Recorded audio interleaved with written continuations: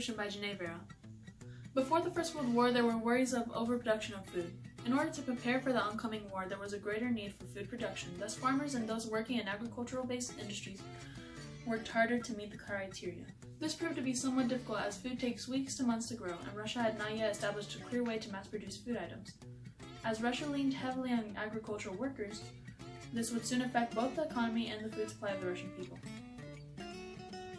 Thanks to the looming threat of World War I approaching, a draft was put in place to recruit more soldiers for the Russian army. Russia had enough food in the beginning, so much so that it didn't seem to be an issue.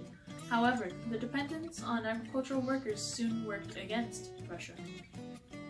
Many of those taken to join the military were farmers or came from farm backgrounds. An estimated 84 to 88% of those drafted soldiers were peasants that worked on farms or assisted in other culinary industries such as baking.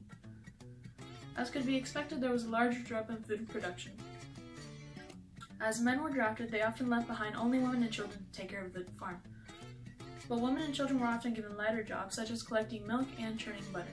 Jobs such as harvesting wheat, planting potatoes and beets, and even slaughtering farm animals were put for the men. Oftentimes older males were able to do the job, but they were likely to be taken in the draft as well. Because of the absence of farmers, culinary workers, and providers of food in general, the food supply lasted for little time without being replenished.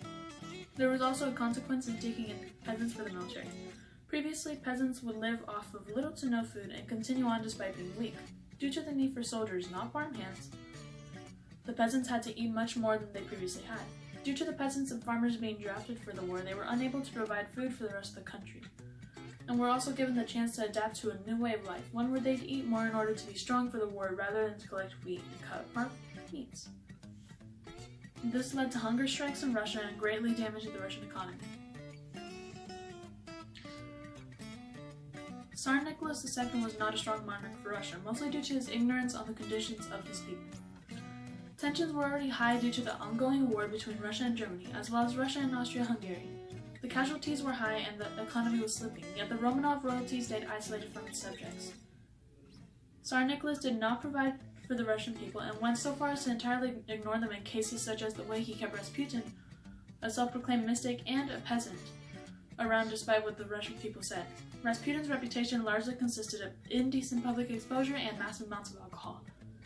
So no surprise this also affected Tsar Nicholas and only created a worse name for the royal family. He also deconstructed the Duma, which would have served as a government for the Russian people. But instead, Nicholas stayed to enforce autocratic practices. The February Revolution began on March 8, 1917 and ended on March 16th of the same year. The February Revolution was the end of the Tsar's regime, although it only led to an awkward in-between phase as the people tried to construct a new government, discussed in the next few slides. The February Revolution broke out due to riots and strikes by the starving Russian people in Petrograd. Due to the war between an old-styled country like Russia and the gun-wielding industrialized Germany, the casualties during World War I were tremendous and left many Russians hopeless. The riot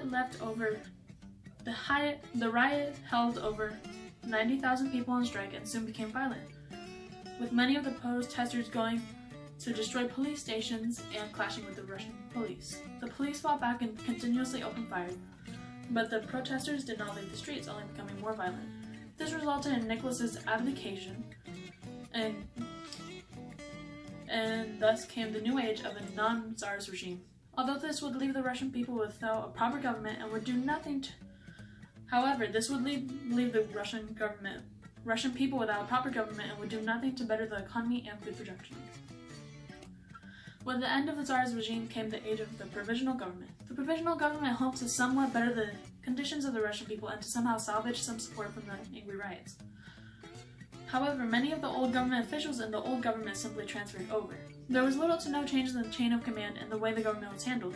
The provisional government was unable to properly provide for the Russian people and held little to no difference between the old regime and the new one. Overall, the Russian Revolution began due to hunger among the people, the downfalls of the Tsar, the February Revolution, and the instability of the government. The downfalls of the Tsar were the most important as they led to him overdrafting new soldiers and creating economic inflation. His ignorance about his own people led to the February Revolution, and the instability of the government came from his hesitance for change and his inability to properly establish an order of government that would organize the people and possibly even hold off the communist ideas of the Soviet Union.